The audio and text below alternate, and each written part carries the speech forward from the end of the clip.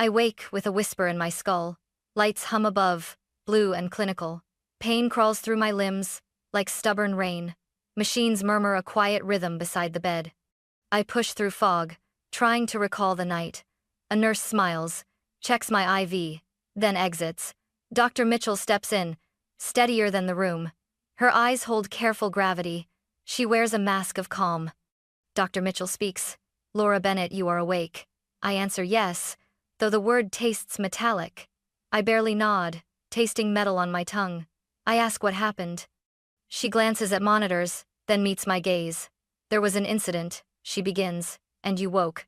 I ask, "There was an attempt to poison your grandfather." She nods, the gravity deepening. "An attempt to poison your grandfather," she says, "and your father offered money to carry it out." My memory shakes. The thought of my father offering murder to save face empties the room. The IV tube glints, a fragile thread. Edward Bennett's face rises in my memory. Grandpa wasn't cruel, he was patient. Your grandfather is alive, but fragile, I remember. I hear a nurse's shoes tapping the floor. I tell myself to listen, then to act. Dr. Mitchell speaks again, soft but steady. "The attempts weren't detected until today," she says. "We traced the call, the money trail, the delivery. But we can't go after him yet," she adds. The words sting and spark a new cold inside me. If father wanted him dead, why pretend peace? I picture the man who taught me integrity. Not a bribe, but a weapon masked as aid. The room tilts, but I stand straighter. I vow to uncover motive, not revel in revenge. Let the truth cut deep, if it must. Dr. Mitchell slides a card across the table. "If you need me, call," she says. "But be careful, Laura. The truth can hurt." I pocket the card, hiding it from sight. The blinds throw stripes across the bed. Sunrise paints the windows with stubborn gold. If there is light, there must be a motive. I begin drafting a plan before the day begins. "Call the detective," I tell myself. "Start with Collins." "Detective Collins," she repeats, surprised. "Yes, he is patient, observant, unafraid. He will listen without judgment," I insist. "But first, Grandpa. I know the old house waits, cold and waiting." The thought steadies me more than medicine. I realize sunrise is not forgiveness, but reckoning. If I am to live, truth must be lived. I sip water, taste metal, swallow resolve. The nurse returns with quiet questions and a smile. "Plan takes time," she says. "No more waiting, not this time." I tilt my head, stare at the IV again. That thread, I will pull it loose, but not alone. I need proof, not guilt. So I memorize every sound, every face. The door tick-ticks, the hall breathes. I am a witness to a quiet crime, and I will be the one who speaks. Not vengeance, but clarity, a courtroom truth. The thought returns old house, new reckoning. Grandfather's portrait looks sideways and approving. "I will see you again soon," I murmur. Nurses drift by, unaware of the earthquake inside. My voice stays near, but my heart travels ahead. To tomorrow, to questions, to evidence. "Call Detective Collins," I tell myself aloud in the quiet. If I must play investigator, I will learn the rules. First, show restraint. Second, gather facts. I rehearse the questions, the order, the tone. "Where did the money come from?" I will ask. "Who benefits?" Another question, pressing. I know the first meeting must be with Collins. The idea steadies me, a target on the wall. In the end, the truth will choose the terms. A nurse announces a procedure, a reminder of time. I kiss the edge of sleep, then wake again. The day promises a storm. I promise to endure. All the while the IV tube remains, a thread between life and deception. I taste victory when fear loosens its grip. The door opens, a new day slides through the crack. Detective Collins will meet us soon, I tell myself, and I will walk through that house again, sober. I will not forget the first heartbeat after waking. I owe Grandpa the honesty of my breath. The horizon glows, a thin line between grief and resolve. I tell the IV again to stay with me. This is not an ending. It is a turning. I am awake with a weapon. Truth. The nurse calls, and my voice answers. Tomorrow I begin. Today I survive. And in that survival is the spark of justice. The ivy thread keeps me still. The truth pushes me forward. I will meet the old house and the old lies. I will bring the truth to daylight. And I will walk away free, not unbroken. The line between loyalty and poison finally becomes visible. I breathe, and day brightens with resolve. This is the awakening I promised myself. A future not saved by silence, but by truth. I wake to a house that breathes routine. Sunlight crawls through blinds, turning dust into rain. The old Bennett place sighs, waiting for a confession. My hands tremble, not with fear, with resolve. I need questions, not answers yet. I step into the kitchen, breath cooling. A clock ticks, a stubborn metronome for truth. The IV line in Grandpa's room whispers a ghost. He is not here, yet his memory lingers. The house keeps score in its wooden walls. Father, what did you really want? I ask softly. He looks at me, an actor with rehearsed concern. It's business, he says softly. The word lands and shatters my calm. I steady my hands, pretend steady nerves. Motives sell, hearts don't, I reply. He braids a smile and shifts away. The inheritance is fragile, he admits, almost to himself. Fragile because of you, I whisper, half to him, half to the house. The room narrows, the air grows sharp. I demand to know every angle, every plan. He speaks of debt, of debts to fall on us. He speaks of protecting us from a new unknown. The truth lands, cold and heavy. My father was navigating a storm of desperation. The money would steady his fear, but ruin us all. I need facts, not excuses, I say. The doctor wouldn't be bought without a price, he counters, eyes dull. I push the question deeper. What price was offered? I ask. Steady. He hesitates, then spills a number. It is a sum he believed could quiet conscience. The air tightens. My mind rewinds to the hospital room. Doctor. Mitchell's calm face returns to me. I recall his words. Record everything. I tell him we will verify, not punish. For now. We arrange a meeting with the police. Detective Collins greets me at the station. His voice is even, professional, never unkind. He confirms the doctor's testimony. There was a bribe offer, he says. And it matched the medical records, he adds. My breath catches. We walk into the lawyer's office. The attorney slides documents across the desk. We will protect Grandpa's wishes, he says. He shows me the will and the codicil. The letters in Grandpa's handwriting arrive. They were tucked away in the study drawer. I find envelopes, sealed and brittle. One letter aches with fatherly love. The other bleeds with fear. The first speaks of duty, the second of debt. A timestamp marks a breaking point. Grandfather Edward, wise and patient, warns of greed. The letters tremble in my hands. I hear Grandpa's voice through the paper. Protect her, one line says, but never by truth. My father's name bleeds from margin to margin. The old house seems to listen. The walls tightening. I realize the house is a prison of secrets. We return to the living room, portrait of Grandpa watching. Enough, I say, more to myself than to him. He stands, a father with a broken script. I did what I had to do, he murmurs. To save us, I reply, not sure whose salvation I seek. The door shivers with the wind outside. Laura, you are chasing a ghost, he says softly. I step closer to the portrait, to the grandfather I loved.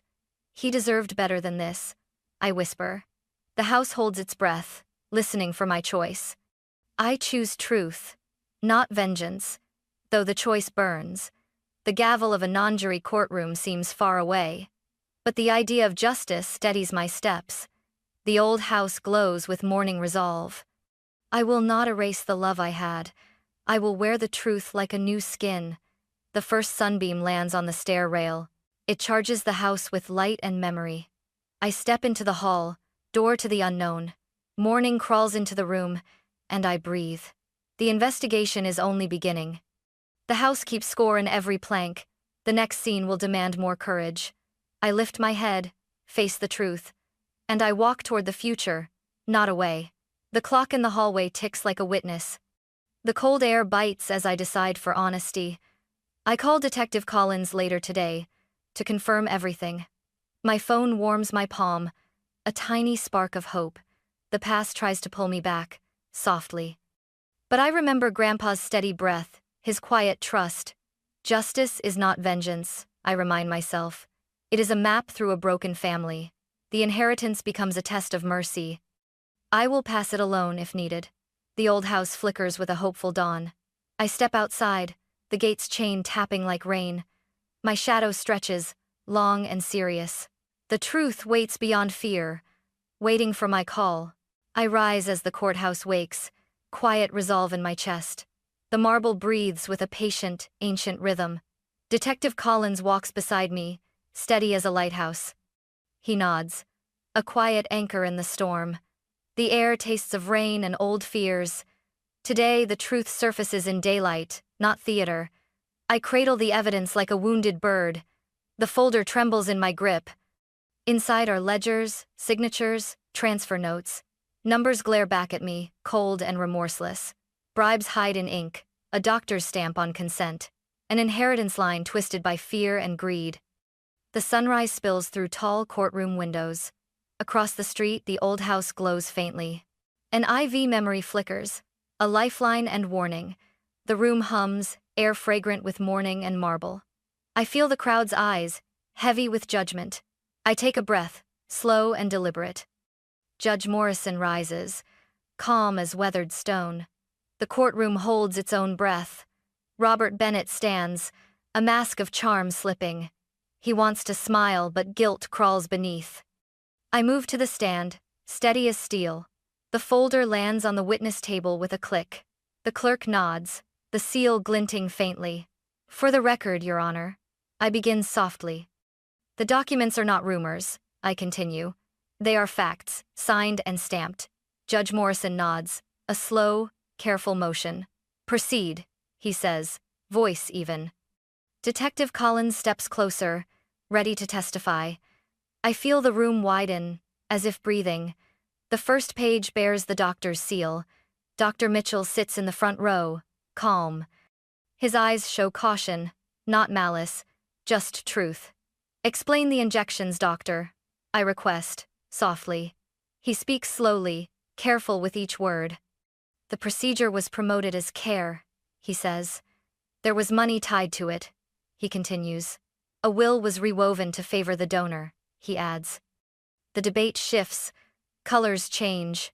There was pressure to proceed, he adds. My father's eyes tighten, then loosen. He breathes deep, searching for a lifeline. Laura, he begins, velvet with danger. This is a misread, he claims. No, I answer, steady as steel. This is your deed, plain as the ledger. The room trembles softly, a held breath released. The gavel sits on its desk, patient. Silence. Judge Morrison commands gently. We have heard enough, he says.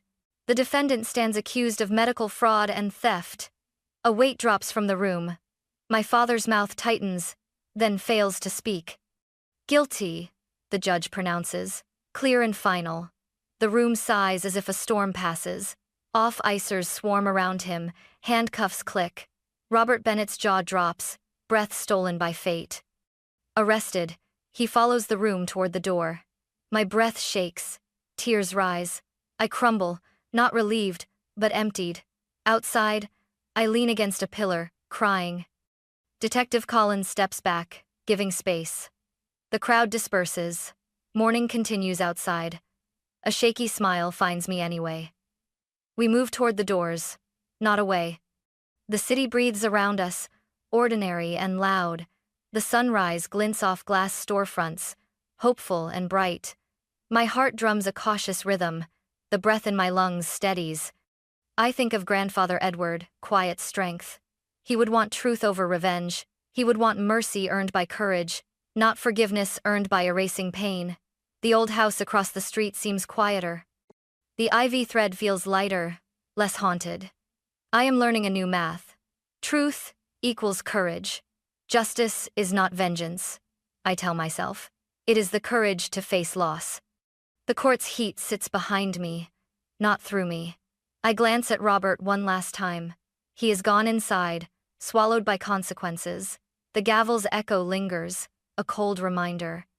It reminds me I cannot return to before. Still, I breathe. I keep moving. The crowd thins.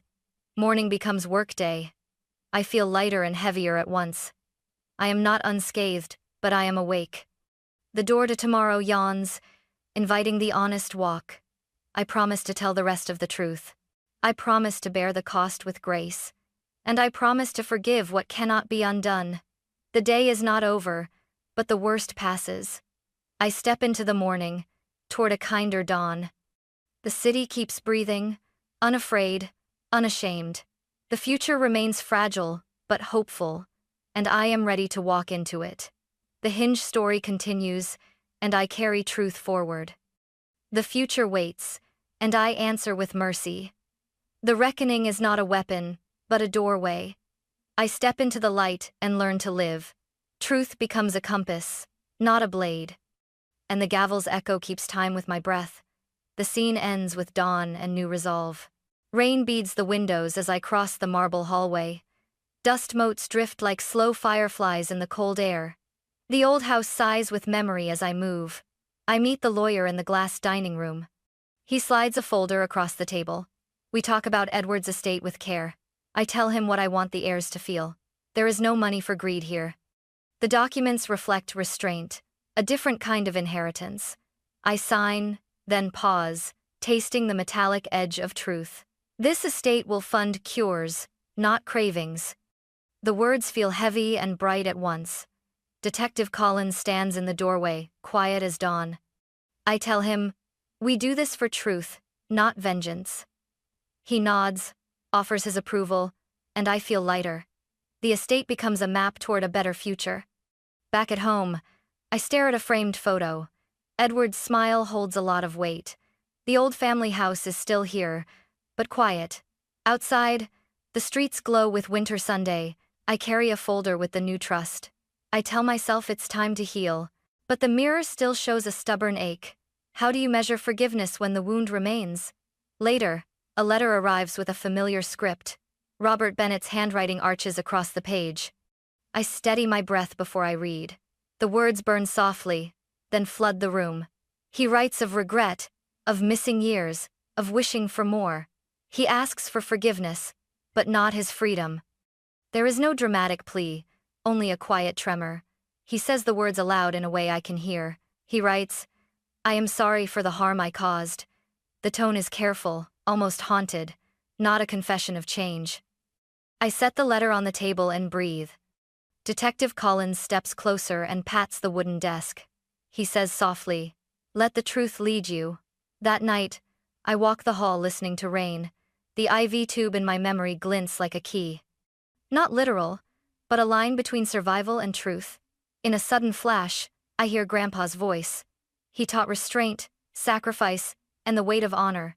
If I carry any gift, it is this: to stop cycles, to choose healing over blame.